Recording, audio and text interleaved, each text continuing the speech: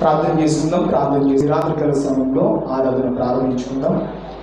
సకలాశీర్వాదములకు కారణభూతుడైన మా ప్రియ పరలోకపు తండ్రి, అత్యంత కృప కలిగిన మా యేసు రాజా, నీ ఘనమైన నామములకు కృతజ్ఞతాస్తుతులు స్తోత్రాలు చెల్లిస్తున్నాను.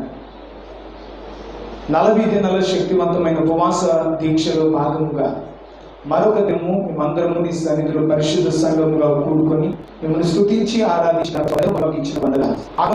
అన్ని విషయాల్లో వర్ధిల్లును లేక ప్రతి రాత్రి మేము నీ సన్నిధికి వచ్చి ఉపవాసముతో అయ్యా కన్నీళ్లు విడిచుచు నీ సన్నిధిలో ప్రార్థించడానికి, ఆత్మలో తీవ్రడానికి, అయ్యా నీతో సహవాసం చేయడానికి, నీ లేఖనములలో ఉన్నటువంటి నైనా లోతైన విషయాలను మేము ధ్యానం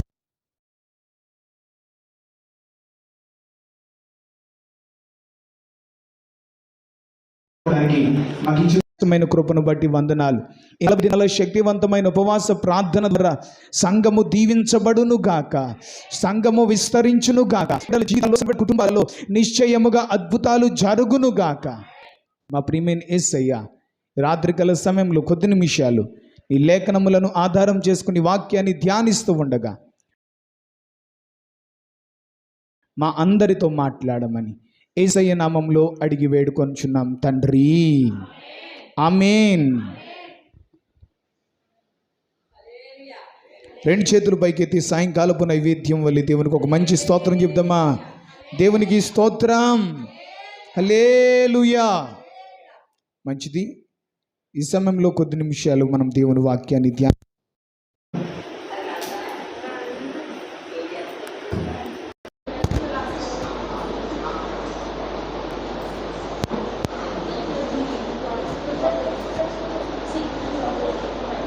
కొద్ది నిమిషాలు మనం దేవుని వాక్యాన్ని ధ్యానం చేద్దాం. జాగ్రత్తగా ప్రతి ఒక్కరూ దేవుని వాక్యాన్ని వినాలని ప్రభు పక్షాన మీకు తెలియచేస్తున్నాను. లైవ్ వస్తుందా రావట్లేదా? ఒకసారి లైవ్ వస్తుందో లేదు చెక్ చేయండి ఒకసారి ఎవరైనా, లేకపోతే ఫోన్ తీసేస్తాను.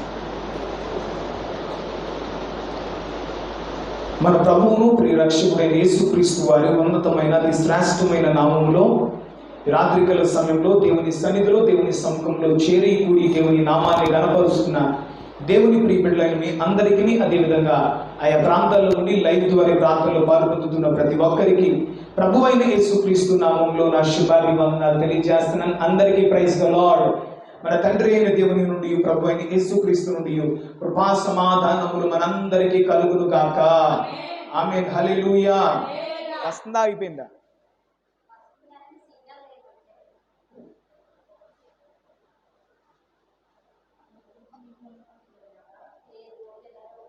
ఈ సమయంలో ప్రియులారా, అరణ్యములో ఎత్తబడిన ఇత్తడి సర్పం అనే అంశాన్ని మనం ధ్యానం చేద్దాం.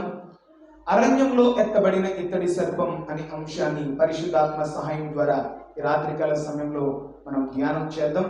పరిశుద్ధ గ్రంథమైన బైబిల్లో నుండి ఇంకెవరు అనాలోచన ఉండదు, మీ మనసు ఇక్కడే పెట్టండి.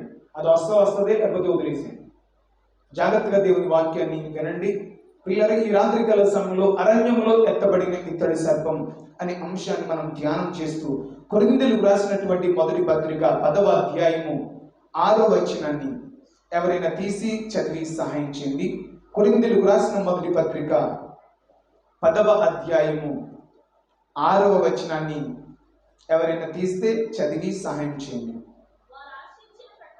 వారు ఆశించిన ప్రకారము మనము చెడ్డవాటిని ఆశింపకుంటున్నట్లు ఈ సంగతులు మనకు దృష్టాంతములుగా ఉన్నవి. జనులు తినుటకును త్రాగుటకును కూర్చుండి ఆడుటకు లేచిరి అని వ్రాయబడినట్లు వారిలో కొందరి వలె మీరు విగ్రహారాధికులై ఉండకుడి, మరియు వారి వలె మనము వ్యభిచరింపక యుందుము.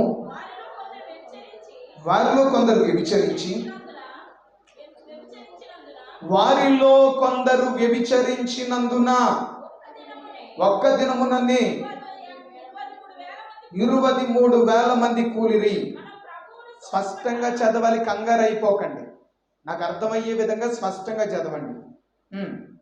20,000 మంది కూలిరి.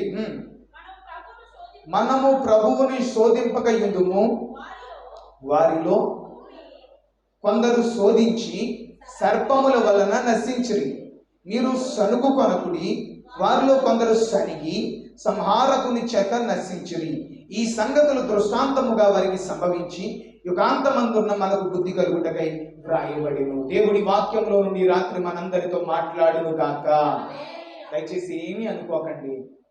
చదివే వాళ్ళు స్పష్టంగా చదివితే కనుక స్పష్టంగా చదవండి, లేకపోతే ఆగిపోండి. నేనే చదువుకుంటాను. ఎందుకంటే మీరు చదివే విధానాన్ని బట్టి నేను కూడా మీ వెనకాల చదువుతాను.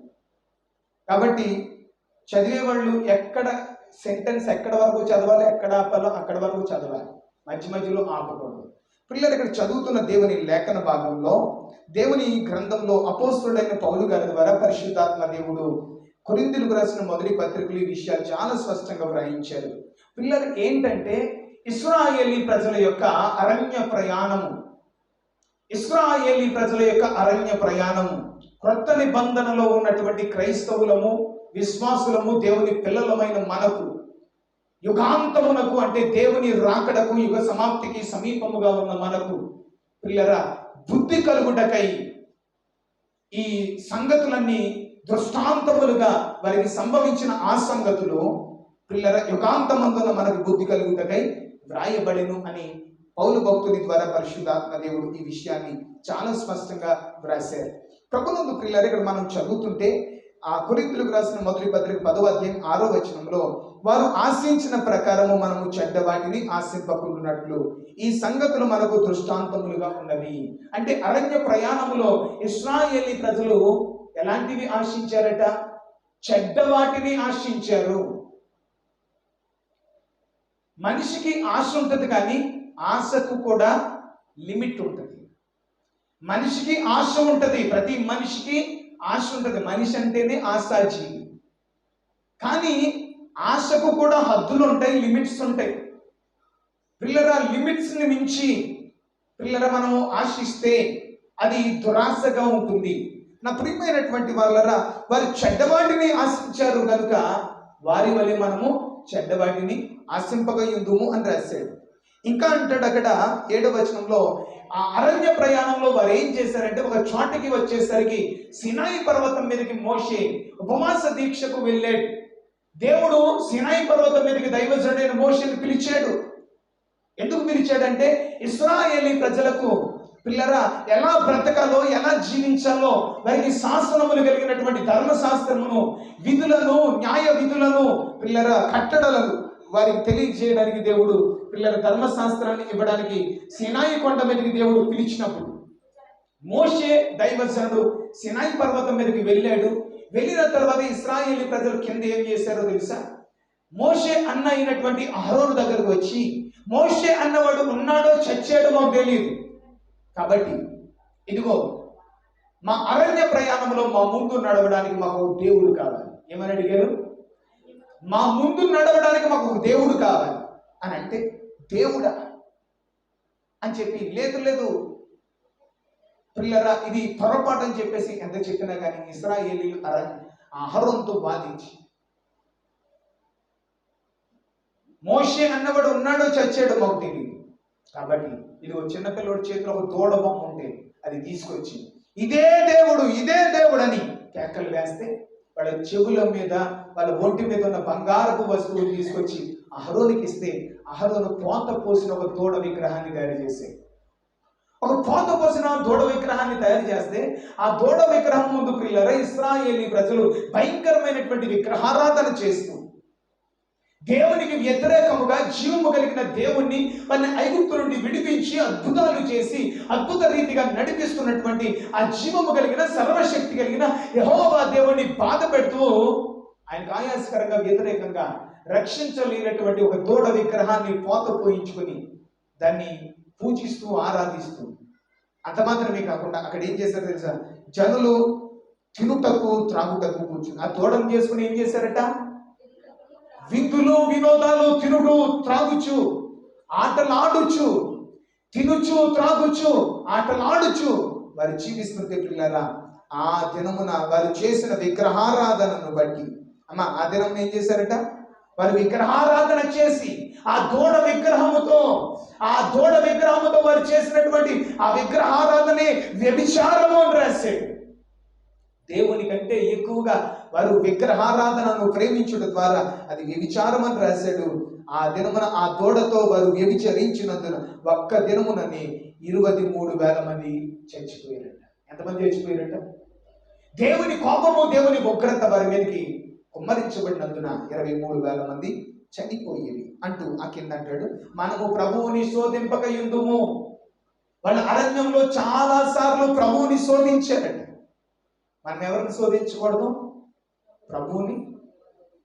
చాలా సార్లు మనలో చాలా మందికి ప్రార్థన ఎలా చెయ్యాలో కొంతమందికి తెలియదు, కొంతమందికి తెలిసినా కానీ అలా చేయకూడదని తెలిసినా కానీ అలాగే చేస్తారు. ఇప్పుడు రాజకీయ నాయకుల దగ్గరికి వెళ్ళి మన అవసరాలు తీర్చుకోవాలి అని అంటే కనుక వారి ద్వారా మనకు పని ఉంది. వాళ్ళు పని చేయాలంటే వాళ్ళ దగ్గరికి వెళ్ళి ఎందుకు చేయవు, నీకు ఓటు వేసాను కదా అని చెప్పి డిమాండ్ చేసి మాట్లాడాము అనుకోండి, చేస్తాడా? బయటికి పో అంటాడు. నువ్వు ఓటు వేస్తే ఎంత, వెయ్యపోతే ఎంత, నీ బోర్డు కొడుతూ నాకు లెక్కలేదంటాడు. ఇప్పుడు ఏం చేయాలి? వాళ్ళతో పని చేయించుకోవాలంటే రిక్వెస్ట్ చేయాలి, బ్రతిమాలుకోవాలి, బాబు నాయన అనాలి. మరి దేవుడి దగ్గర కూడా మనం ఏం చేయాలంటే రిక్వెస్ట్ చేయాలి, బ్రతిమాలుకోవాలి, అంతేగాని డిమాండ్ చేయకూడదు. ఆయన సతాయించడానికి మనం ఎంతండి?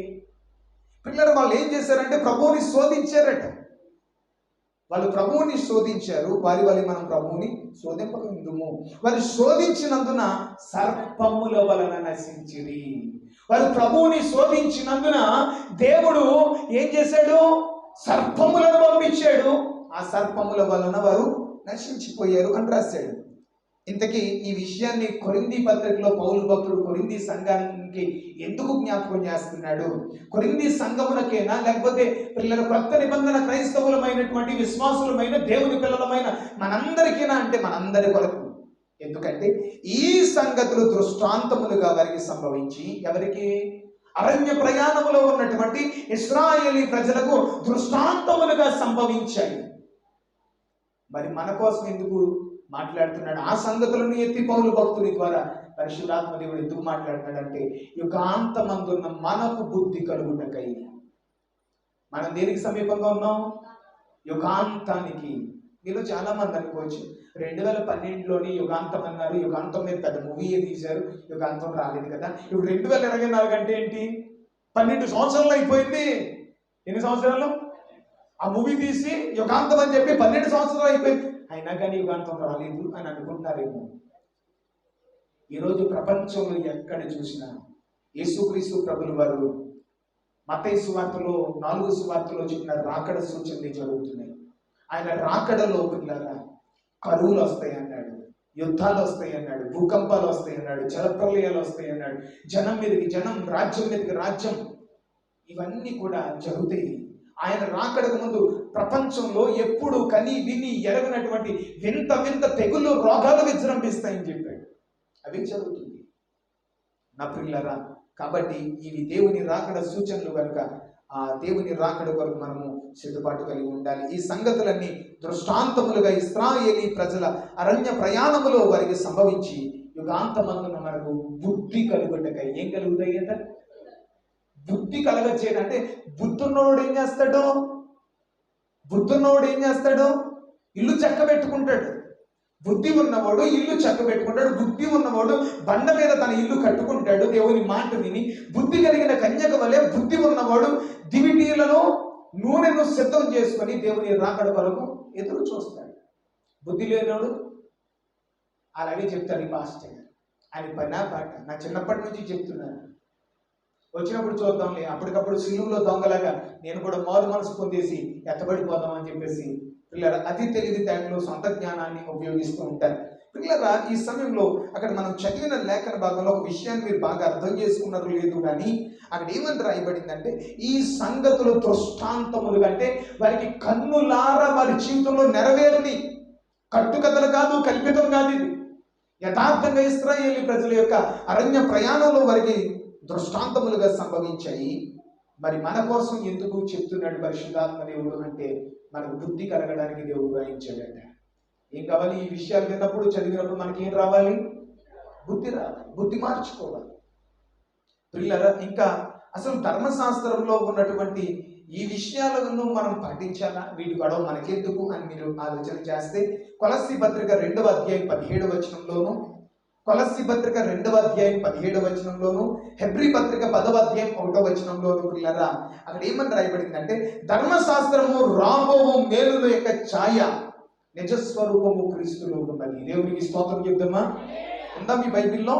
కొలస్సీ పత్రిక 2వ అధ్యాయం 17వ వచనంలోను, హెబ్రీ పత్రిక 10వ అధ్యాయము 1వ వచనంలోను ధర్మశాస్త్రము రాబోవు మేలుల యొక్క ఛాయ గలదియే కానీ నిజస్వరూపం క్రీస్తులో ఉంది. ఎవరిలో ఉందట? అంటే ధర్మశాస్త్రము ఛాయ, ఛాయ్ వేరు ఛాయ వేరు. మీనింగ్ అర్థం చేసుకోండి. ఛాయ్ అంటే తాగేది, ఛాయ్ని టీ అంటారు. ఛాయ అంటే నీడ. అర్థమవుతుంది కదా మీకు? ఛాయ అంటే ఏంటి అంటే ధర్మశాస్త్రము రాబో మేలుల యొక్క ఛాయ అంటే రాబోయే మెస్సయ్య క్రీస్తు యొక్క నీడ మాత్రమే. మీకు అర్థమైందా? లోకానికి లోక రక్షకునిగా రాబోయే మెస్సయ్య యేసుక్రీస్తు యొక్క ఛాయ నీడ మాత్రమే ధర్మశాస్త్రం. కానీ నిజస్వరూపం ఏది? క్రీస్తు. మీకు ఇంకా బాగా అర్థం అవ్వాలంటే ఒక్కొక్కసారి డోక్రా కోసం కానీ లేదా బ్యాంక్ లోన్ కోసం కానీ మీరు బ్యాంక్ వెళ్ళారనుకోండి, ఒరిజినల్ మర్చిపోయి వెళ్ళారు, జెరాక్స్ పట్టుకుని వెళ్ళారు. ఆ జెరాక్స్ పట్టుకుని ఇది నాదేనండి ఇది నాదేనండి అని నువ్వు ఎంత చెప్పినా కానీ మీ ఒరిజినల్ తీసుకురండి. చాలా దూరం నుంచి వచ్చానండి అని అంటే చాలా దూరం నుంచి వచ్చినా కానీ రేపైనా తెచ్చుకో, లేదా మధ్యాహ్నం భోజనం టైంలో తెచ్చుకో, మొత్తానికి ఒరిజినల్ చూపిస్తేనే కానీ సంతకం పెట్టండి. ఆ జెరాక్స్ ఎవరిది? మందే. కానీ ఎందుకు ఒప్పుకోవట్లేదు? ఒరిజినల్ ఉండాలి. మరి ఇప్పుడు ధర్మశాస్త్రము జెరాక్స్ అయితే, నేడైతే, ఛాయ్ అయితే నిజస్వరూపము నిజము క్రీస్తు. దేవునికి స్తోత్రం చెప్దామా? హల్లెలూయా. ఈరోజు చాలా మంది నీడను పట్టుకుని ఏలబడుతున్నారు. ఇప్పుడు నడుచుకుంటే వెళ్ళేటప్పుడు నిలబడేటప్పుడు పక్కన నీడ పడుతుంది. మీలో ఎవరైనా నాతో మాట్లాడతారా నీడతో మాట్లాడతారా? నీడ మాట్లాడుతుందా? నీడ సమాధానం చెప్తుందా? నేను నిజమా నీడ నిజమా? నేనే కదా. అలాగే క్రీస్తు నిజస్వరూపం అయితే ధర్మశాస్త్రము ఛాయ నీడ అనేది మనం అర్థం చేసుకోవాలి. నా పిల్లల ఇంకా మనం లోతుగా వెళ్ళిపోదాం. ఇంకా లోతుగా వెళ్ళిపోతూ అసలు సర్పానికి యేసుక్రీస్తుకు, సర్పానికి క్రైస్తవులకి అసలు యుద్ధం ఏంటి? ఎక్కడ స్టార్ట్ అయింది యుద్ధం అని అంటే ఆదికాండము 3వ అధ్యాయము 14-15 వచనాలు మీరు చదివితే, ఆదికాండము 3వ అధ్యాయం 14-15 వచనాల్లో పిల్లరా ఆది ఘట సర్పమైనటువంటి ఆ సర్పము, ఆది ఘట సర్పమైనటువంటి అపవాది అయినటువంటి ఆ సర్పము ఏదేను తోటలో ఉన్నటువంటి ఆది దంపతులైనటువంటి ఆదాము హవ్వల దగ్గరకు వచ్చి, ఒంటరిగా ఉన్నటువంటి హవ్వమ్మ దగ్గరకు వచ్చి నానా రకాల అబద్ధాలు చెప్పాడు. ఇది నిజమా? ఇది నిజమా? ఇప్పుడు భార్యాభర్తలు ఇద్దరు ఉన్నప్పుడు మాట్లాడాలి. ఏదైనా సరే ఇద్దరిలో ఎవరు లేకుండా చూసి ఆయన దగ్గర ఒక మాట ఈవిడ దగ్గర ఒక మాట మాట్లాడారు అనుకోండి, ఎలా ఉంటుంది? ఒకసారి నేను ఒక స్టోరీ చదివాను. ఏంటంటే ఆ స్టోరీ, కొత్తగా పెళ్ళైన దంపతులు ఒక వీధిలోకి కాపురం వచ్చారట. కొత్తగా వేరు కాపురం వస్తే వాళ్ళ యొక్క ప్రేమ అన్యోన్యత, వాళ్ళు కలిసిమెలిసి ఉండడం చూసి ఆ పక్కింటి ఆవిడకి కుళ్ళు వచ్చేసి ఆ భార్యాభర్తల మధ్యలో ఎలాగైనా గొడవలు పెట్టేద్దాం అనుకుని, ఎందుకంటే వీళ్ళ భార్యాభర్తలు కలిసి ఉండరు. నాకు దక్కలేని ఆనందం వాళ్ళకి దక్కకూడదు. ఇలాంటి వాళ్ళు ఉంటారు మన ఈదుల్లో, మన చుట్టాల రూపంలో, మన బంధువుల రూపంలో మన ఈదులోనే ఉంటారు ఇలాంటి వాళ్ళు. అందుకని పిల్లరా ఆయన పనికి వెళ్ళిపోవడం చూసి ఇంటికి జాయిన్ అయింది. వచ్చి ముందు పులిహార కలపాలంటే ఏం చేయాలి? పొగడాలి. మీ అంత వత్తదులు లేరని పులిహార కలపాలి కదా. మీరు చాలా బాగుంటారు, మీ చీరంతా అదంతా ఇదంతా, అబ్బా మీ ఇల్లు చాలా బాగా సర్దుకున్నారని మాట్లాడిన తర్వాత అప్పుడు పెట్టేస్తారనమాట. అందట మీ ఆయన గత జన్మలో కుక్క, ఏముంది గత జన్మలో మీ ఆయన కుక్క నీకు తెలుసా అని అన్నదట. అవునా, మా ఆయన కుక్క ఏంటి నీకేం పొరపని చేస్తుందా అని చెప్పేసి పైపించి అలా అంది. కానీ కావాలంటే చూడు, నువ్వు రాత్రి పడుకున్న తర్వాత నీకు నాకు చూస్తాడు అన్నమాట.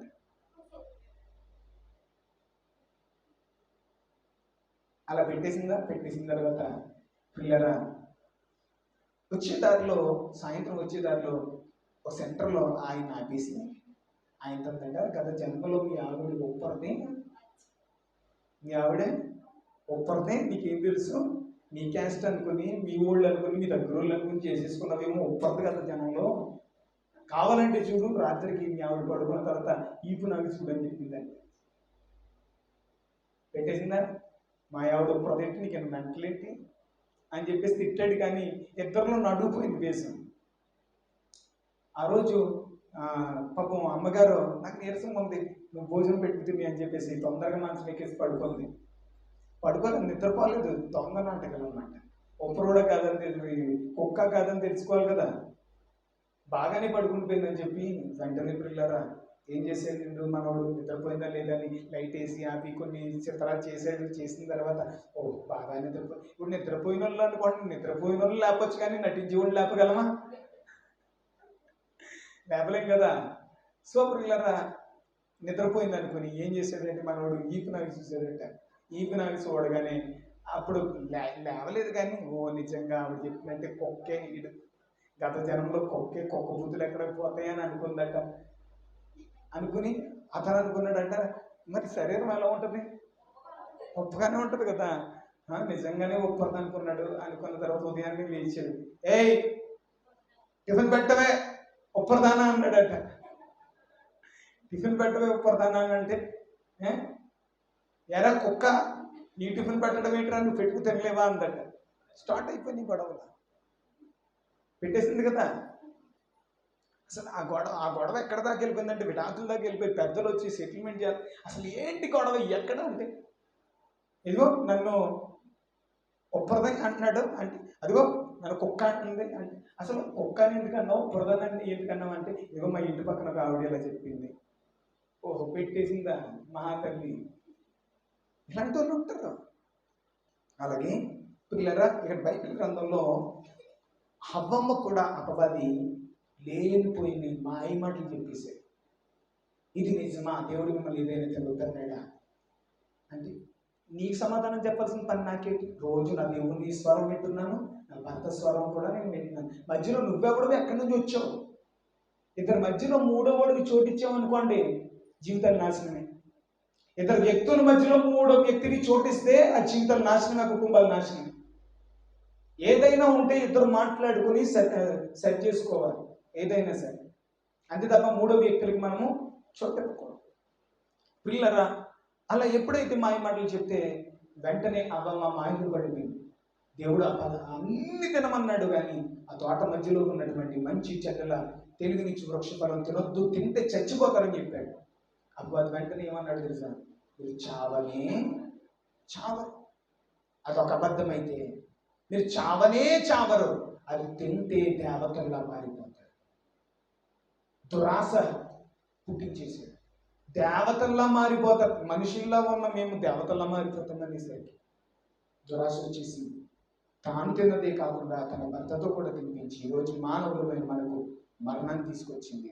ఇంతలో దేవుడు తోటలో సంచరించుచున్న యెహోవా దేవుని స్వరం ఆయన ఎదుటికి రాకుండా చెట్ల చోట్ల తవ్వుకుంటే ఆదామా అనిపించాడు. నీ స్వరం వింటుంటే నాకు భయం వేస్తుంది. నీకు భయం ఎందుకు వేస్తుంది? నేను తినొద్దన్న ఫలాన్ని తిన్నావా అని అంటే, నేను తిన్నానని జెన్యూన్గా ఒప్పుకోవచ్చు కదా. ఒప్పుకోరా? భార్య మీద గింటేసాడు. మనమంతే కదా, ఏదైనా తప్పు చేస్తే తప్పు మంచి ఏదైనా జరిగితే అది నాదే. ఇప్పుడు ఇంట్లోనైనా ఏదైనా సరే మంచి అయితే కనుక నేనే చేశాను నా వల్లే, ఆ క్రెడిట్ అంతా నాకు వచ్చేయాలి. అదే ఏదైనా చెడిపోయింది, నాశనం అయిపోయింది అనుకోండి, నా సంబంధం లేదంతా ఆవిడే చేస్తుంది. ఆవిడే గంటెత్తమే కదా. అర్థమైందా? ఆదాముని అడిగితే నాకు సంబంధం లేదు, హవ్వే చేసింది. హవ్వని అడిగితే హవ్వ ఏమందో తెలుసా, సర్పం నన్ను మోసం చేసింది, నాకు ఏంటి. ఆ దినాన్న ఆదామును శపించాడు, నువ్వు మంటిలోంచి తీయబడ్డావు కనుక తిరిగి మంది అయిపోతావు అని శపించాడు. మరణం అనేది మానవునికి ఆ విధంగా సంప్రాప్తమైంది. స్త్రీతో అన్నాడు, నీ గర్భవేదన అధికమైపోద్ది, నీ గర్భవేదన అధికమై వేదనతో పిల్లలు కంటావు, నీ భర్త ఎడల నీకు వాంఛ కలుగుతుంది, అతడు నిన్ను ఏల్తాడు అని చెప్పాడు. సర్పంతో దేవుడు అన్నాడు, నీవు నేలను ప్రోకుతావు, అంటే అప్పటి వరకు దానికి ఏముండేవి? కాళ్ళు చేతులు కూడా ఉండేవి. నువ్వు నేలలో త్రాగుతావు, తర్వాత మన్ను తిని బ్రతుకుతావు, తర్వాత నీవు ఈ పని చేసినందున ఇదిగో స్త్రీకి నీకును వైరం పెడుతున్నాను, స్త్రీకి నీకును వైరం పెడుతున్నాను, అది నిన్ను తల మీద కొట్టును. ఇప్పుడు పామును కొట్టాలంటే ఎక్కడ కొట్టాలి? తలనేచతో కొట్టాలి. అది నిన్ను తల మీద కొట్టును, నీవు దానిని మడిమ పట్టుకుందు. ఇంతకీ స్త్రీ సంతానము ఎవరంటే ప్రభు అయిన యేసుక్రీస్తు. గుర్తుపెట్టుకోవాలి, స్త్రీ సంతానం ఎవరు? మనమందరం ఎవరు? స్త్రీ పురుషుల సంతానం. మనం అర్థమైందా? మనం ఎవరు? స్త్రీ పురుషుల సంతానం. ప్రభు అయిన యేసుక్రీస్తు ఒక్కడే పురుషుని యొక్క ప్రమేయము లేకుండా పరిశుద్ధాత్మ ద్వారా పుట్టినవాడు. ఆయన స్త్రీ సంతానం. స్త్రీ సంతానములో నుండి పుట్టేవాడే అపవాది తలను చితక్కొడతాడని ఆది కాండంలో ఆ దినాన్న ప్రియుల హవ్వతో దేవుడు ముందే చెప్పాడు. ఆ అపవాదితో చెప్పాడు, స్త్రీ సంతానములో నుండి వచ్చి వాడిని తలను చితక్కొడతాడు, నీవు మడిమ మీద కరుస్తావు అని చెప్పాడు. పిల్లలు ఇలా ఉంటే ఇశ్రాయేలీ ప్రజలు అరణ్య ప్రయాణంలో 40 సంవత్సరాల ప్రయాణం. ఎన్ని సంవత్సరాల ప్రయాణం? ఐగుప్తు దేశంలో 400 సంవత్సరాల బానిసత్వంలో మగ్గిపోతున్న తన ప్రజలను దేవుడు పిల్లల వారిలో నుండే దైవజనుడు, విడుదల నాయకుడైనటువంటి కారణజన్ముడైనటువంటి మోషేను పుట్టించి మోషే ద్వారా ఎన్నో అద్భుతాలు చేసి అద్భుత రీతిగా పిల్లల ఇశ్రాయేలీ ప్రజలను ఆ దాస్యం అనే కాడి నుండి విడిపించి ఆయన కనాను దేశానికి తీసుకుని వెళ్తున్నాడు. మార్గ మధ్యంలో ఎన్నో అద్భుతాలు చేశాడు. అద్భుతం పొందడం, మేలు పొందడం, వెంటనే మర్చిపోవడం, దేవుడి మీద తిరుగుబాటు చేయడం, దేవుని మీద దైవజనుడి మీద సనగడం, ఇవే పనులు చేస్తూ వచ్చేవారు పిల్లల. ఒక చోటికి వచ్చేసరికి ఏం జరిగిందంటే, ఇప్పుడు చదువుదాం. సంఖ్యాకాండం 32వ అధ్యాయం. సంఖ్యాకాండం 32వ అధ్యాయము 13వ వచనం చదవండి. సంఖ్యాకాండం 32వ అధ్యాయము 13వ వచనం.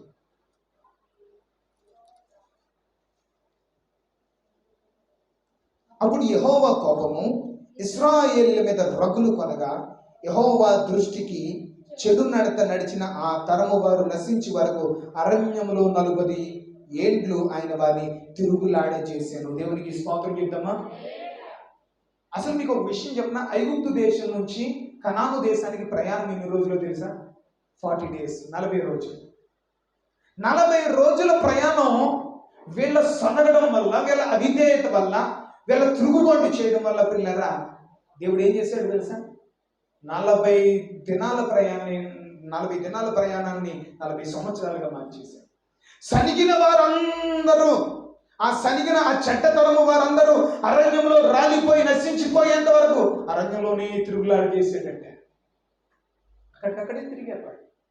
అరణ్యంలోనే తిరుగులాడు చేశాడు. మీకు మాట చెప్తాను, సనుగుడు అనేది చాలా భయంకరమైన పాపం అండి. సర్వసాధారణంగా ఈ సనుగుడు గొనుగుడు అనేది స్త్రీలలోనే ఎక్కువ శాతం కనిపిస్తుంది. భర్త మార్నింగ్ ఎప్పుడో పాపం వెళ్ళిపోయి ఎండలో కష్టపడి రెక్కలు మొక్కలు చేసుకొని ప్రయాసపడి ఇంటికి వచ్చేసరికి స్నానం చేస్తాడు. స్నానం చేసిన తర్వాత కొంతమంది అయితే స్నానం కూడా చేయనివ్వరు, కొంపకడిగే రానివ్వరు. ఇంటికి ఎందుకు వచ్చానురా బాబు, ఎప్పుడు తెల్లవారుతుంది, ఎప్పుడు పనికి వెళ్ళిపోతానని ఉంటుంది కొంతమందికి. ఇంటికి వచ్చాక కొంతమంది ఏం చేస్తారంటే ముందు స్నానానికి నీళ్ళు పెట్టేసి అన్నీ చేసేసి భోజనం చేయమని భోజనం పెట్టి పక్కన కూర్చొని కొలుగుతో కూర్చోండి.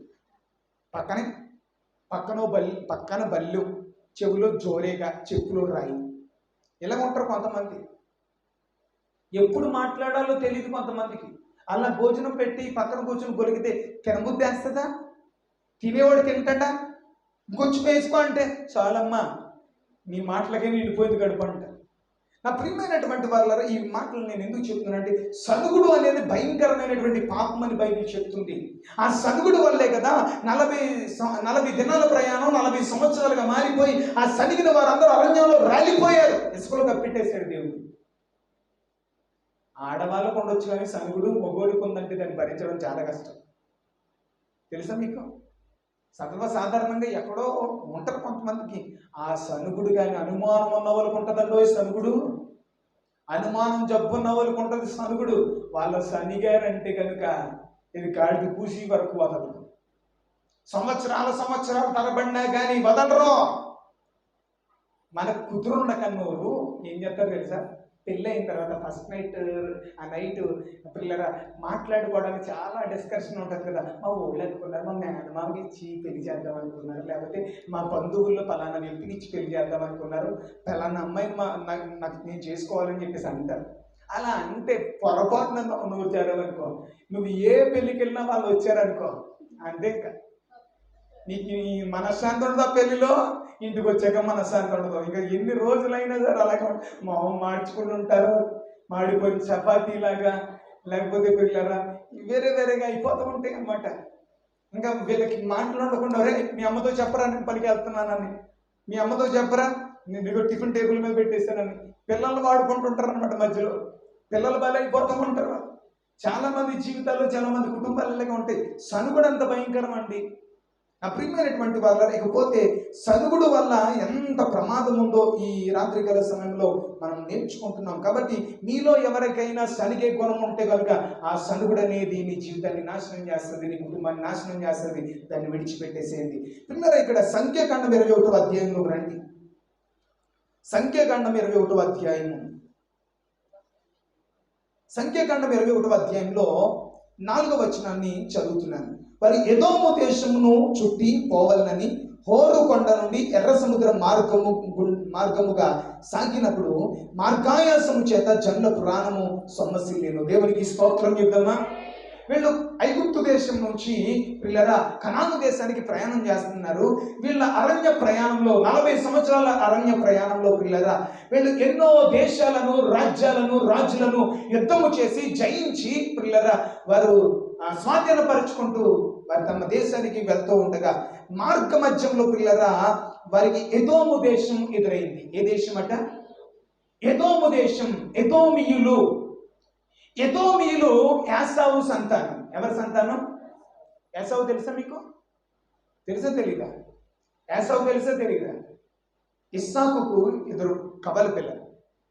ఇస్సాకు రెబెకమ్మకు 2 కబల పిల్లలు. పెద్దవాడు యాసావు, చిన్నవాడు యాకోబు.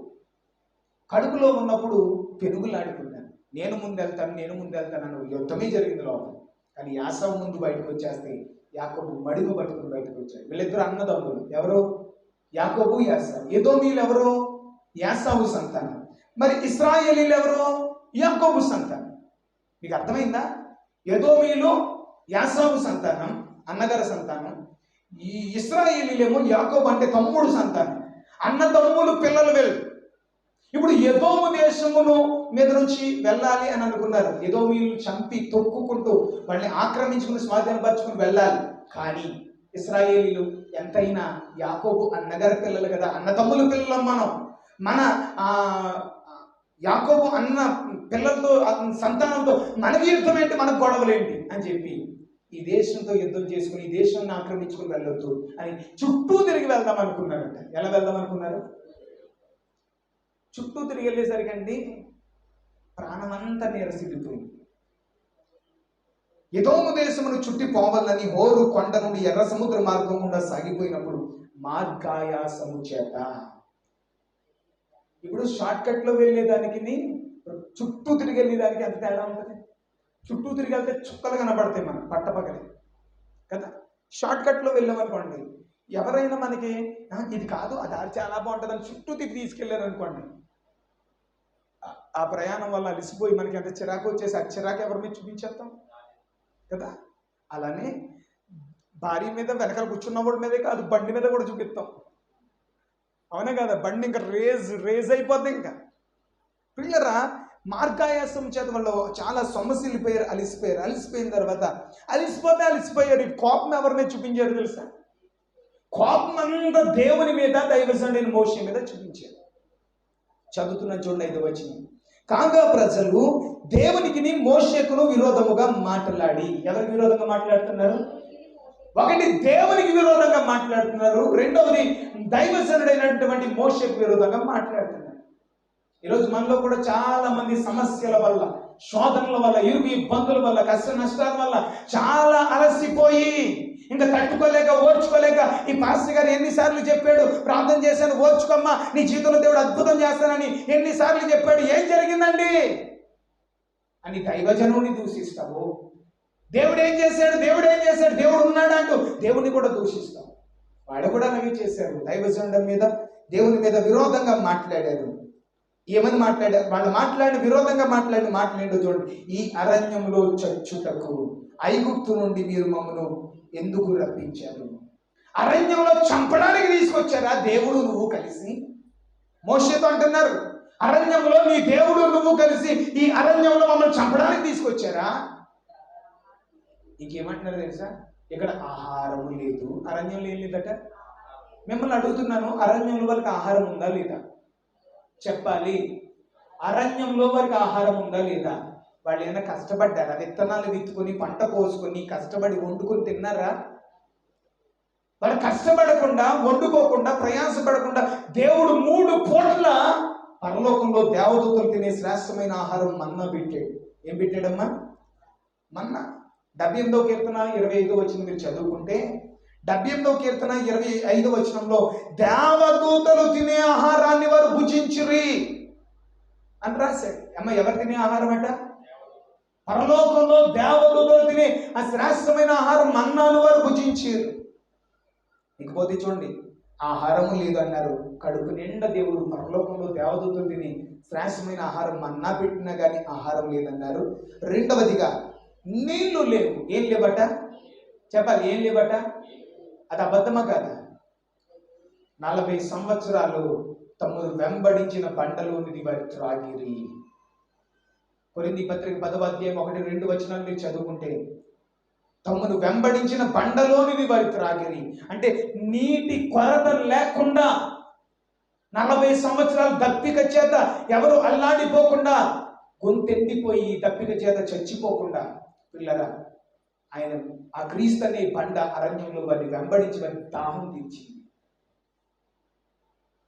ఇకపోతే నీళ్లు లేవని అబద్ధాలు చెప్పారు. దేవుని ఆహారానికి పేర్లు పెట్టారు. ఇప్పుడు వండేవాడికి తెలుస్తుందా, పేర్లు పెట్టేవాడికి తెలుస్తుందా?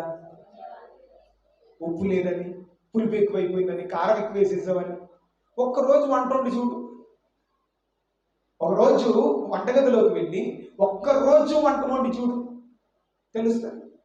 పేర్లు పెట్టడం ఈజీయే. ఇశ్రాయేలీ ప్రజలు దేవుడు పెట్టినటువంటి ఆహారానికి పేర్లు పెట్టారు. చూడండి, చవి సారము లేని, మన భాషలో రుచి పచి లేని ఆహారము. చవి సారము లేని ఆహారం మాకు అసహ్యం. దేవుని ఆహారాన్ని అసహించుకున్నారండి వాళ్ళు. దేవుడు పెట్టిన ఆహారానికే పేర్లు పెట్టి దేవుడు పెట్టిన ఆ శ్రేష్టమైనటువంటి ఆహారాన్ని అసహించుకున్నారు. వెంటనే దేవుడు ఏం చేశాడు తెలుసా? వాళ్ళు ఎప్పుడైతే దేవుడు ఇన్ని అద్భుతాలు చేసి దప్పిక తెలియకుండా, దప్పిక చేత చచ్చిపోకుండా బండబలి వెంబడించి దాహం తీరుస్తున్నాడు. దేవదూతలు తినే శ్రేష్టమైన ఆహారం మన్నా కురిపించాడు. మాంసం లేదు అని అంటే దేవుడు పురేళ్లు కురిపించి ఆ పురేళ్లు కూడా చవి సారం లేని ఆహారం అని పేర్లు పెట్టారు. ఇలా చేస్తే దేవుడికి కోపం వచ్చి వెంటనే దేవుడు ఏం చేశాడు చూడండి, అక్కడ చదువుతున్నాను 6వ వచనం. అందుకు యెహోవా ప్రజలలోనికి తాపకరములైన సర్పములను పంపెను, అవి ప్రజలను కరువగా ఇశ్రాయేలీయులు అనేక మంది చనిపోయి. దేవుడు ఏం చేశాడు?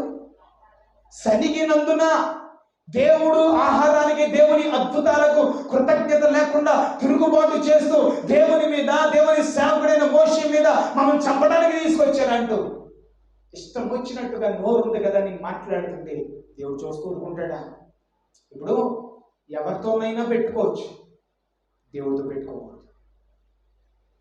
ఒకవేళ మనం చేతకాలమై ఉండొచ్చు, మనకు వెనకాల ధనబలం లేదు, జనబలం లేదు, కండబలం లేదు, మౌనంగా ఉంటున్నాం, మన పక్షాన మాట్లాడేవాళ్ళు కూడా లేరేమో, కానీ మన పక్షాన దేవుడు ఉన్నాడు. మనుషులు కొడితే లేస్తారు, దేవుడు కొడితే లే. ఆ రోజు ఒక్కడిని చేసి మోషే మీద పడిపోయారు వీళ్ళందరూ.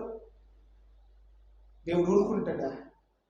పిలిచిన దేవుడు దైవజనుని ఎన్నుకొని ఏర్పరచుకొని వాడుకుంటున్న దేవుడు ఊరుకుంటాడా చూస్తూ? వెంటనే దేవుని కోపం ఇశ్రాయేలుల మీద రగిలిపోయింది. ఆ శనికి ఇష్టం వచ్చినట్టుగా మాట్లాడినటువంటి ప్రజలలోనికి తాపకరములైన సర్పములను పంపించాడు. దేవునికి స్తోత్రం చెప్తామా? ఏం సర్పాలట? తాపకరములైన సర్పం. తాపము అంటే అర్థం ఏంటి? తాపము అంటే అర్థం ఏంటి? మంట. అర్థమైందా? తాపం అంటే అర్థం ఏంటి? మీకు ప్రతిదానికి నేను మీనింగ్కి అర్థం చెప్తాను. తాపము అంటే మంట. ఈ తాపాన్ని తట్టుకోలేకపోతున్నా అంటే మంట తట్టుకోలేకపోతున్నాను అని అర్థం. తాపకరములైన సర్పము అంటే అర్థం ఏంటంటే మంటల పాము. అర్థమైందా? తాపకరములైన సర్పములు అంటే అర్థం ఏంటి? మంటల పాముల్ని దేవుడు పంపించాడు. అంటే అర్థం ఏంటంటే అది కరిస్తే ఒళ్ళంతా మంట మంట మంట మంట అని కేకలు వేసి కింద పడి గిలగిల కొట్టుకుంటూ నువ్వులు కార్చుకుంటూ చచ్చిపోతారు. అగ్గిపొడ తెలుసా మీకు? పొడపాములో అగ్గిపొడ అని ఉంటుంది. అది కరిస్తే ఒళ్ళంతా మంటలు మంటలు వచ్చేస్తుంది. దేవుడు అలాంటి తాపకరములైనటువంటి మంటల పామును పంపించింది. ఆ ఇసుకలోంచి వచ్చి ఒక్కొక్కడు కాలు పట్టుకొని శనిగ్నోళ్ళని ఒక్కొక్కడిని పట్టుకొని కరిచేస్తుంటే పిల్లరా మంట మంట మంట అని కేకలు వేస్తూ కింద పడిపోయి గిలగిల కొట్టుకుంటూ నువ్వు కాచుకుంటూ చచ్చిపోతుంటే అది చూసిన వాళ్ళు శనిగ్నోళ్ళు బాబోయ్ బాబోయ్ నేను చచ్చిపోతానేమో నాలుగు కేకలు వేశారు. అనేక వేల మంది చచ్చిపోయారు. రోజు వేల మంది. ఎంతమంది చచ్చిపోయారట? 23,000 మంది చచ్చిపోయారట. ఎంతమంది? ఎక్కడ రాశాడు? కొరింథీ పత్రికలో చదివాం కదా. శోధించి సనిగి తాపకరములైన సర్పమును పంపిస్తే 23,000 మంది చనిపోయారని రాశాడు. 23,000 మంది చచ్చిపోతే కళ్ళ ముందే పాములు కలిసి మంటలు మంటలు వచ్చేసి పిల్లగా కేకలేసి చచ్చిపోతుంటే చూసి వాడికి ఏమొస్తుంది చెప్పండి? నేను చచ్చిపోతానేమో అని భయం కలుగుతుందో కలగదా? భయం పట్టుకొని వెంటనే వాళ్ళందరూ పిల్లరా ఏం చేశారంటే చూడండి, ఇప్పుడు ఏం చేశారు చూడండి. 7వ వచనం. కాబట్టి ప్రజలు మోషే యొద్దకు వచ్చి మేము యెహోవాకును నీకును విరోధంగా మాట్లాడి పాపము చేశాము. దైవజనుడి దగ్గరకు వచ్చి దైవజనుడు కాళ్ళు పట్టుకొని దేవునికి నీకు విరోధంగా పాపం చేశాము, అందుకే ఇదిగో ఈ రోజు దేవుని దగ్గర నుంచి కోపము ఉగ్రత మా మీదకి వచ్చింది. అనేక వేల మంది చచ్చిపోతారు. చావకూడదు మోషే, మా పాపము పరిహారం కలిగినట్టుగా నీవు దేవుని వేడుకో, యెహోవా మా మధ్య నుండి ఈ సర్పములను తొలగించినట్లుగా నీవు ఆయనను మా నిమిత్తం వేడుకో అని చెప్పి ప్రజలందరూ మోషే కాళ్ళు పట్టుకుని బ్రతిమాలితే మోషే ప్రజల కొరకు ప్రార్థన చేయగా మోషే ఏం చేశాడు? అమ్మ ఏం చేశాడు? అది దైవజనుడు విలువేంటో తెలుసా? దైవజనుడు ప్రార్థన చేస్తేనే నీకు ఏదైనా చేస్తాడు దేవుడు. దైవజనుడు లేకుండా దేవునికి ఏం చేయడు. దేవుడు ఏ కార్యము చెయ్యాలన్నా దైవజనుని మధ్యలో పెట్టాడు. విశ్వాసికి దేవునికి మధ్యలో, మానవులకి దేవునికి మధ్యలో దైవజనుని పెట్టాడు దేవుడు. పిల్లరా, దైవజనుడైన మోషేను బ్రతిమాలుకుంటే క్షమించమని కాళ్ళు పట్టుకుంటే అదే నాన్న మోషే ప్రజల నిమిత్తం ప్రార్థన చేయగా దేవుడు ఏమన్నాడు తెలుసా? నీవు తాపకరమైన సర్పము వంటి ప్రతిమను చేయించి స్తంభము మీద పెట్టించు.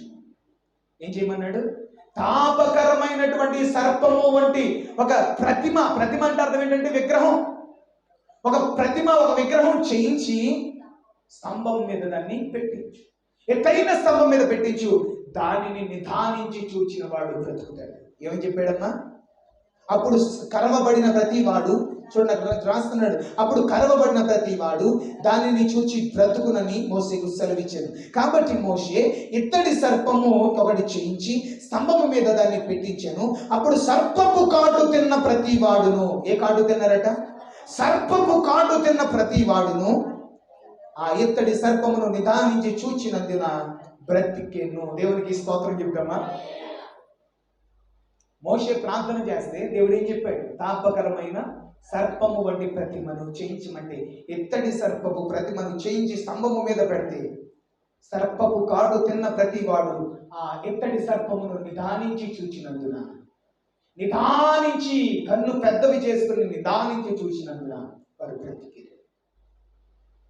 బ్రతికిన తర్వాత ఇశ్రాయేలీయులు ఏం చేశారు తెలుసా? బ్రతికిన తర్వాత ఇశ్రాయేలీయులు ఏం చేశారో తెలుసా? బ్రతికి బట్ట కట్టిన తరువాత, వారికి వాగ్దానం చేసిన వాగ్దాన భూమిలోనికి వెళ్ళిన తరువాత ఇశ్రాయేలీ ప్రజలు ఏం చేశారు తెలుసా? 2వ రాజుల గ్రంథం 18వ అధ్యాయం.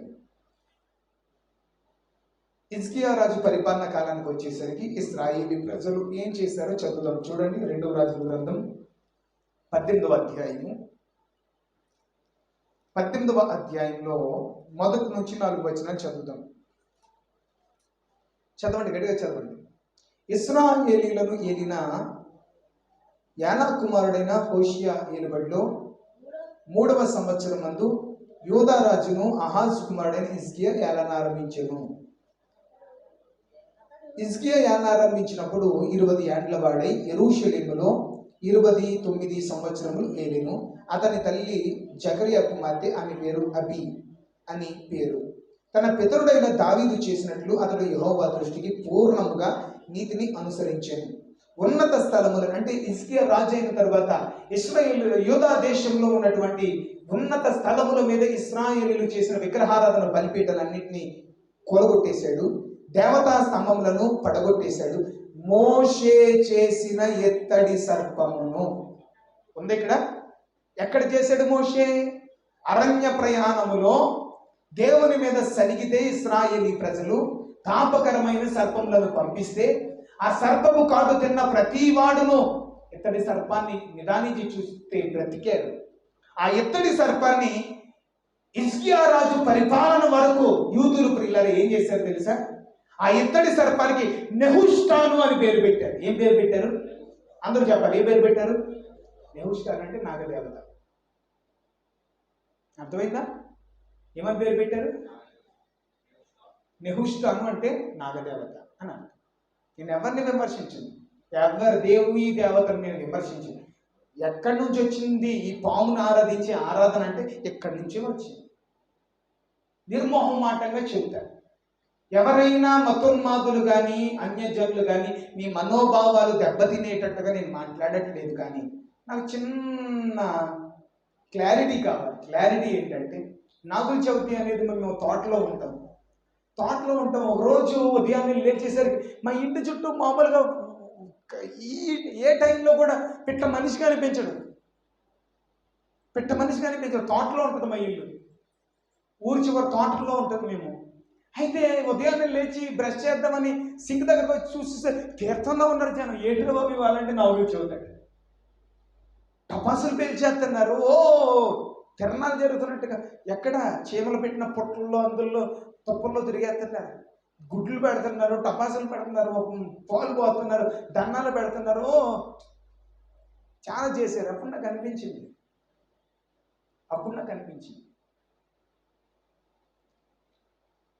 నాగుల చవితి రోజు పుట్ట దగ్గరికి వెళ్ళి గుడ్డు పెట్టి పాలు పెట్టి పూజలు చేసి దండం పెట్టుకొని తల్లి తల్లి అంటావే, అదే తల్లి మరి వాళ్ళ ఇంటికి వెళ్ళి పూజించావు కదా, మీ ఇంటికి వచ్చిందనుకో, ఆ తల్లి అయ్యో తల్లి నీ ఇంటికి వచ్చానని నన్ను చూడటానికి వచ్చావా నా తల్లి అని ఒక గిన్నెలో పాలు పోసి గుడ్డు పెట్టి తినమ్మా తల్లి నన్ను దీవించమ్మంటే అవి చేస్తారా? పుట్ట దగ్గరికి వెళ్ళేమో పాలు పోసి గుడ్డు పెట్టి పూజిస్తున్నాం, ఇంటికి వస్తే కొట్టి చంపేస్తాం. ఇదేం అజ్ఞానం, ఇదేం మూర్ఖత్వం. ఒక విషసర్పాన్ని పూజించడం ఏంటండి? ఒక విషసర్పము అది కాటు వేస్తే మనిషి చచ్చిపోతాడు. అలాంటి విషసర్పాన్ని మనిషి పూజించడం ఏంటి? ఎంత అజ్ఞానం, ఎంత అంధకారం. అసలు ఎక్కడి నుంచి వచ్చిందంటే నెహుష్టాను అని పేరు పెట్టుకున్నారంట యూదులు. హిజ్కియా పరిపాలన కాలానికి వచ్చేసరికి నెహుష్టాను అని పేరు పెట్టుకుని ఆ మోషే చేయించిన ఇతర సర్పాన్ని పూజలు చేస్తున్నారు. హిజ్కియాకి చాలా బాధ కలిగింది. వెంటనే ఆ నెహుష్టాను అని పేరు పెట్టుకుని బలిపీఠం కట్టి పూజలు చేస్తున్న ఆ మోషే నిలబెట్టిన ఆ ఇత్తడి సర్పాన్ని పిల్లల చిన్న భిన్నం అంటే అర్థం ఏంటంటే మొక్కలుగా విరగొట్టించేసారు. ఇది పాపం, ఇది తప్పు. మొక్కలుగా విరగొట్టించేసాడు హిజ్కియా. అసలు మరి అలాంటప్పుడు పాస్టర్ గారు దేవుడు ఎందుకండి ఇత్తడి సర్పాన్ని నిలబెట్టించమన్నాడు? ఒక సిలువు నిలబెట్టమనొచ్చు కదా, లేకపోతే ఒక దీపస్తంభం నిలబెట్టమనొచ్చు కదా, ఎందుకు ఇత్తడి సర్పాన్ని నిలబెట్టించమన్నాడు అని మీరు అనుకోవచ్చు. మీకు కూడా క్లారిటీ ఇస్తాను. ఇత్తడి సర్పాన్ని నిలబెట్టమనడానికి కారణం ఏంటంటే దానికి ఒక మర్మం ఉంది. దానికి ఉన్న మర్మం ఏంటంటే, ఇందాక చెప్పాను కదా ఏమని, ధర్మశాస్త్రము. ఇప్పుడు మనం పాత నిబంధనల సంఖ్యాకాండం అంతా కూడా ధర్మశాస్త్రం. ధర్మశాస్త్రం రాబో మేలుల యొక్క ఛాయ. ఛాయ అంటే ఏంటి? నీడ. నిజస్వరూపము క్రీస్తులో ఉంది. ఎందులో ఉందమ్మా? నిజస్వరూపం క్రీస్తులో ఉంది. యోహాను సువార్త 3వ అధ్యాయం చివరి ఘట్టానికి చేరుకున్నాం. యోహాను సువార్త 3వ అధ్యాయము 14-15 వచనాలు చదవండి. యోహాను సువార్త 3వ అధ్యాయము 14-15 వచనాలు. అరణ్యములో మోషే సర్పమును ఎలాగూ ఎత్తెనో. చూసారా? ఎవరు మాట్లాడుతున్నారు ఈ మాట?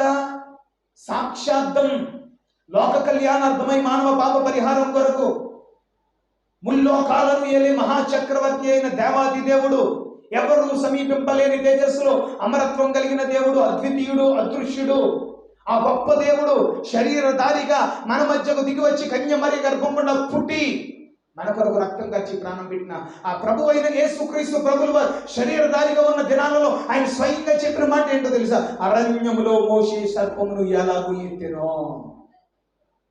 చూసారా? ఏది జ్ఞాపకం చేస్తున్నాడు? అరణ్యంలో సర్పము కాటు తిన్న ప్రతివాడు ఆ ఇత్తడి సర్పమును నిదానికి చూసి బ్రతికాడు కదా. అరణ్యంలో మోషే సర్పమును ఎలాగూ ఎత్తెనో, అలాగే అంటే అర్థం ఏంటి? ఆ ఇత్తడి సర్పాన్ని చూసి బ్రతికినట్టుగానే అలాగే విశ్వసించి ప్రతి వాడును యేసుక్రీస్తే నిజమైన దేవుడని ఎవరైతే నమ్మి బాప్తిస్మం పొంది ఆయనను రక్షకుడిగా విశ్వసిస్తారో, అంగీకరిస్తారో, విశ్వసించు ప్రతి వాడును నశింపక ఆయన ద్వారా నిత్య జీవము పొందినట్లు మనుష్య కుమారుడు పైకెత్తబడవలెను. దేవునికి స్తోత్రం చెప్తామా? ఇప్పుడు అర్థమైంది మీకు మ్యాటర్? ఇత్తడి సర్పం నేడైతే నిజమే ఎవరు అనుకున్నారు? ప్రభువైన యేసుక్రీస్తు కలువరి సిలువలో ఆకాశానికి భూమికి మధ్యలో పైకెత్తబడతాడు. ఆ కలువరి సిలువలో ఆకాశానికి భూమికి మధ్యలో వేలాడిన ఆ ప్రభువైన యేసుక్రీస్తు వైపు ఈ ప్రపంచంలో ఉన్నటువంటి మానవులందరూ రకరకాల పాపములకు, వ్యసనములకు బానిసలైపోయి దొంగలు, వ్యభిచారులు, దుర్మార్గులు, హంతకులు, ఎంత ఘోర పాపులైనా, ఎవరైనా, ఏ కులమైనా, ఏ మతమైనా, ఏ ప్రాంతమైనా, ఏ దేశమైనా, నువ్వెవరమైనా కానీ ప్రభువైన యేసుక్రీస్తు వైపు కలువరి సిలువలో మన కొరకు వేలాడి రక్తం కార్చి ప్రాణం పెట్టిన ప్రభువైన యేసుక్రీస్తు వైపు చూస్తేనే మనకు రక్షణ, పాప క్షమాపణ. దేవునికి స్తోత్రం చెప్దామా? అందుకే ఇతడి సర్పాన్ని నిలబెట్టమని. ఇతడి సర్పం నీడ, నిజం, సిలువలో వేలాడిన ప్రభువైన యేసుక్రీస్తు. ఒక వాక్యాన్ని చదవండి, ప్రార్థన చేసుకుందాం. యెషయా గ్రంథం 45వ అధ్యాయము 22వ వచనం. యెషయా గ్రంథం 45వ అధ్యాయము 22వ వచనం. యెషయా గ్రంథం 45వ అధ్యాయము 22వ వచనం. 45:22. భూదిగంత నివాసులారా నా వైపు చూచి రక్షణ పొందు. దేవుడు చెప్తున్న మాట, భూదిగంత నివాసులారా, ఈ భూ ప్రపంచాలలో ఉన్న మానవులారా నా వైపు చూచి. ఎవరి వైపు? కలువరి సిలువలో వేలాడిన ప్రభువైన యేసుక్రీస్తు వైపు చూచి మీరు రక్షణ పొందండి. ఈ భూ ప్రపంచంలో ఎవరి వలన రక్షణ లేదండి, ఏ నామమున రక్షణ లేదండి. ప్రభువైన యేసుక్రీస్తు ద్వారానే మనము పాపము నుంచి విడిపించబడి, పిల్లల ఉగ్రత నుంచి, నరకం నుంచి తప్పించబడి పరలోకములకు చేర్చబడ్డానికి ప్రభువైన యేసుక్రీస్తు మాత్రమే మార్గం. భూదిగంత నివాసులారా నా వైపు చూచి రక్షణ పొందుడి. దేవుడను నేను తప్ప మరి ఏ దేవుడు లేడు. ఎవరైనా ఏ గ్రంథంలోనైనా ఏ దేవుడైనా ఈ మాట చెప్పాడా? చెప్పండి. ఏ దేవుడైనా ఏ గ్రంథంలోనైనా ఈ మాట చెప్పాడా? కొంతమంది మనోభావాలు దెబ్బతినొచ్చు, కానీ ఒకసారి ఆలోచించండి. హైందవ గ్రంథాల్లో సమ్మక్క సారక్క ఉన్నారా? హైందవ గ్రంథాల్లో రామాయణం, మహాభారతం, ఇందులో ఎక్కడా లేరు వాళ్ళు. సమ్మక్క సారక్క అనే వాళ్ళు ఎవరంటే అక్క చెల్లెళ్ళు తెలంగాణలో. అర్థమైందా? వాళ్ళు దేవతలు అయిపోయారు. విజయనగరంలో ఏదో పెద్ద పండగ జరుగుతుందండి, ఐడియా లేదు కానీ చాలా పెద్ద పండగ. విజయనగరం చుట్టుపక్కలే చాలా పెద్ద పండగ జరిగిపోతుంది. ఆవిడెవరంటే పూర్వం రాజులు పరిపాలించేటప్పుడు రాజుల ఇంట్లో పనిచేసిన పని మనిషి. ఆ పని మనిషి నూతిలో పడిపోయి చచ్చిపోయింది. ఆవిడ దేవత. అంతెందుకండి, షిరిడీ సాయిబాబా ఉన్నాడా? ఇలా గ్రంథాల్లో ఎక్కడైనా షిరిడీ సాయిబాబా ఉన్నాడా? లేడు. మరి ఎక్కడి నుంచి వచ్చేసాడు ఈయన? షిరిడీ సాయిబాబా ఒక ముస్లిం. షిరిడీ సాయిబాబా ఒక ముస్లిం. వాస్తవం మాట్లాడుతున్నాను నేను. కావాలని మీరు తెలుసుకోండి చరిత్ర చదివి. లేనిపోయిన దేవుణ్ణి ఒక్కడనే అని అన్నాడు దేవుడు. ఇక్కడ స్పష్టంగా యెషయా గ్రంథంలో ఏమన్నాడు? దేవుడను నేను తప్ప వేరొక దేవుడు లేడు అని చెప్పాడు. మరి హిందువుల్ని మీ 33 కోట్ల మంది దేవుళ్ళు ఎవరి దేవుడు అని అడిగితే శ్వేతాయుగంలో ఆ దేవుడట, కలియుగంలో ఈ దేవుడట. అంటే యుగాలను బట్టి కాలాలను బట్టి దేవుళ్ళు మారిపోతారా? అంటే యుగానికి ఒక దేవుడా, కాలానికి ఒక దేవుడా? నా ప్రియులారా, ఇక్కడ చాలా స్పష్టంగా ఆలోచించుకోండి. దేవుడు ఎంత స్పష్టంగా మాట్లాడుతున్నాడండి. భూదిగంత నివాసులారా నా వైపు చూచి రక్షణ పొందండి. దేవుడను నేనే, మరి ఏ దేవుడు? ఇంత తమ్ముగా ధైర్యంగా చెప్పిన దేవుడు ఒక్కటి ప్రభు యేసుక్రీస్తు. ఆయనే దేవుడు, ఆయన తప్ప వేరొక దేవుడు లేడు. ఆయన ద్వారానే రక్షణ, ఆయన ద్వారానే పాప క్షమాపణ. ఆయనను నమ్ముకుంటేనే పరలోకం, ముక్తికి మనము చేరుకోగలుగుతాం. ప్రతి సమస్యకు పరిష్కారం ప్రభు యేసుక్రీస్తు. ఎత్తడి సర్పము ఎలాగూ అరణ్యంలో ఎత్తబడిందో, అరణ్యములో ఎత్తబడిన ఎత్తడి సర్పం అనే అంశంలో అరణ్యంలో ఎత్తడి సర్పము ఎలాగూ ఎత్తబడిందో విశ్వసించు ప్రతి వాడు నశింపగా యేసుక్రీస్తు ద్వారా నిత్య జీవము పొందినట్లుగా అలాగే యేసుక్రీస్తు కూడా కలువరి సిలువలో ప్రపంచ మానవుల పాప పరిహారం కొరకు ఎత్తబడవలెను. ఆయన ఎత్తబడ్డాడు. ఆయన వైపు చూసిన ప్రతి మానవునికి రక్షణ, పాప క్షమాపణ కలుగుతుందని ఇది పిల్లల ఈ వాక్యం అందు నిమిత్తం రాయబడింది. ఎంతమందికి అర్థమైంది? ఎంతమందికి అర్థమైంది? నేను ఎప్పుడు వినలేని విషయాలు చెప్పడానికి ఇష్టపడతాను, మీకు తెలియని విషయాలు. ఎందుకంటే ఈ వాక్యాలు మండపేటలో వాళ్ళకి ఎప్పుడు వినలేనటువంటి పుట్టు క్రైస్తవులకి నేను కూడా ఎప్పుడు వినలేని వాక్యాలు చెప్పేవాడిని అని ఆశ్చర్యపోయే విషయాలు మరి మీకు కూడా చెప్పాలి కదా. సో ఈ అద్భుతమైనటువంటి మర్మముతో కూడినటువంటి వర్తమానమును బట్టి మనం దేవుని సన్నిధిలో ప్రార్థించుకుందాం. పిల్లరా, ఈ లోక సంబంధమైన విగ్రహాలను మనం కాదు ఆరాధించవలసింది. విగ్రహాలన్నీ కూడా మనిషి చేసుకున్నవి. కానీ దేవుడు అంటే ఈ సమస్త సృష్టిని నిన్ను నన్ను కలగజేసిన వాడు సృష్టికర్త. ఆ సృష్టికర్త దేవుడు ప్రభువైన యేసుక్రీస్తు. ఆయనను మాత్రమే మనము ఆరాధించాలి. ప్రార్థన చేసుకుందాం. మోకరించండి, కన్నులు మూసుకోండి. ప్రార్థన 1 నిమిషం మోకరించి కన్నులు మూసుకొని, లేకపోతే లేచి నిలబడి 2 చేతులు పైకెత్తి. ఇంకా మీలో ఎవరైనా ప్రకృతి వైపు, ప్రకృతిలో ఉన్నటువంటి విగ్రహాల వైపు చూస్తున్నారా? రక్షించలేనటువంటి వాటి వైపు చూస్తున్నారేమో. కానీ రక్షించే దేవుడు, మన పాపాలు క్షమించే దేవుడు, మన కొరకు రక్తం కాచి ప్రాణం పెట్టిన దేవుడు, ఇత్తడి సర్పము వలె కలువరి సిలువలో పైకెత్తబడి మన కొరకు వేలాడిన కలువరి సిలువ వీరుడైన ప్రభువైన యేసుక్రీస్తు వైపు చూస్తే మనకు రక్షణ కలుగుతుంది.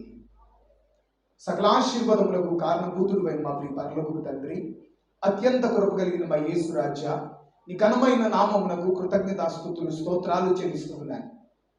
రాత్రికాల సమయంలో నీ సేవకుడిని నిలబెట్టుకొని అరణ్యములో పైకెత్తబడిన ఇత్తడి సర్పం అనే అంశాన్ని మా ముందు ఉంచి, ఆ ఇత్తడి సర్పం ఎందుకు ఎత్తబడిందో, ధర్మశాస్త్రము రాబో మేలుల యొక్క ఛాయ అని, అది నీడ మాత్రమే అని, నిజస్వరూపం కలువరి సిలువలో వేలాడిన ప్రభు అయిన యేసుక్రీస్తు అని, యేసుక్రీస్తు వైపు చూస్తేనే ప్రపంచ మానవులకు రక్షణ, పాపక్షమాపణ అని మాకు స్పష్టంగా తెలియజేసినందుకు వందనాలు. ఆ ప్రియమైన యేసయ్య, ఈ రాత్రికాల సమయంలో ఎవరైనా ఎక్కడ ఉన్నా, ఎంత ఘోర పాపులైనా కలువరి సిలువలో మా కొరకు రక్తం కాచి ప్రాణం పెట్టిన నీ వైపు చూస్తూ వారి పాపములు ఒప్పుకొని, ఆయన ఎంతమంది అయితే నేను రక్షకునిగా అంగీకరించి బాప్తిస్మం పొందడానికి సిద్ధపడుతున్నారు, వారందరి పాపములు క్షమించి ఆయన వారిని నీతిమంతులుగా, పరిశుద్ధులుగా, పరలోక రాజ్యానికి హక్కుదారులుగా మార్చమని ప్రార్థిస్తున్నాను. చదువుకున్న పిల్లలు దీవించండి. ఇదిగో 10th క్లాస్ పిల్లలు ఎగ్జామ్స్ రాస్తున్నారు, intermediate first year, second year పిల్లలు ఎగ్జామ్స్ రాయడానికి సిద్ధపడుతున్నారు. యేసుక్రీస్తు నామములో వారి చదువులో అత్యధికమైన విజయం కలుగును గాక. నిరుద్యోగులకు ఉద్యోగాలు అనుగ్రహించబడును గాక. అఖిల్ శ్రీవల్లి కొరకు ప్రార్థన చేస్తున్నాను, వారి ఉద్యోగాల పట్ల అద్భుతం జరుగును గాక. సంతానము లేని ముయ్యబడిన ప్రతి గర్భం తెరవబడు గాక.